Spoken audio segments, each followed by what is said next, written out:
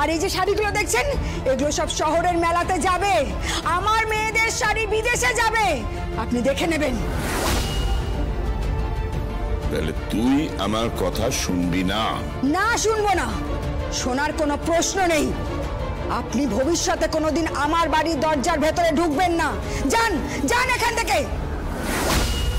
যে মানুষ সামনে দাঁড়িয়ে বস্ত্রহরণ দেখতে পারে, সেই মানুষের সাথে বস্ত্র নিয়ে কথা বলার আমার কোনো ইচ্ছে নেই।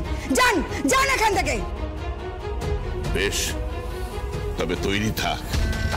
একবার জমিতে আগুন লেগেছিল, সে প্রায় 20-22 বছর আগে। আর তখন মানুষ পুড়েছিল, আর এবারে মানুষ শাড়ি দড়ি পুড়বে। কথাটা মাথায় রাখিস।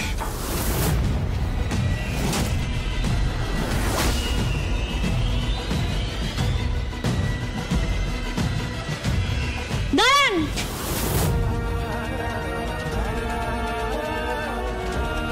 ওই পিতৃর জড়ি আপনার চোর তো? ওই পিতৃকে নিয়ে তো ভয় দেখাচ্ছেন। পিতৃকে বলে দেবেন শোলক শাড়ি আসছে ওই শাড়ির বাজারে, আসছে শোলক শাড়ি।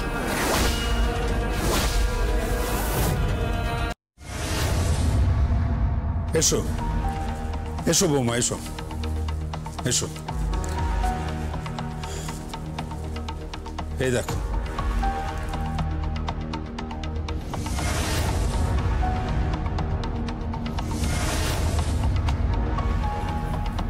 আপনি আমায় এ ঘরে কেন আনলেন?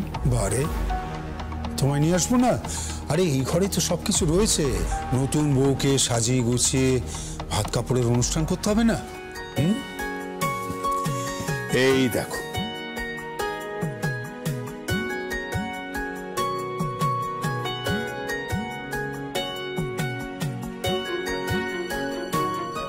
এই হার হলো আমাদের বাড়ির হার।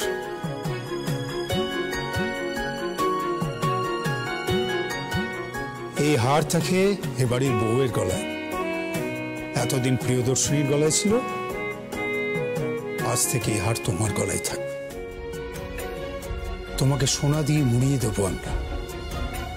এই হার তোমার গলায় পরিয়ে তোমাকে সাজিয়ে গুছিয়ে কালকে ভাত কাপড়ের অনুষ্ঠান নিয়ে যাব।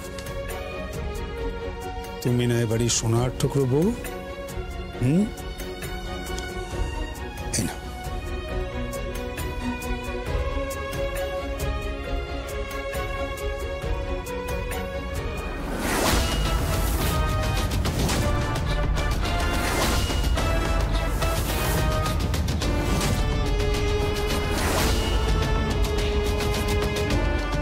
প্রিয়দর্শিনী মুখার্জির গয়না তুমি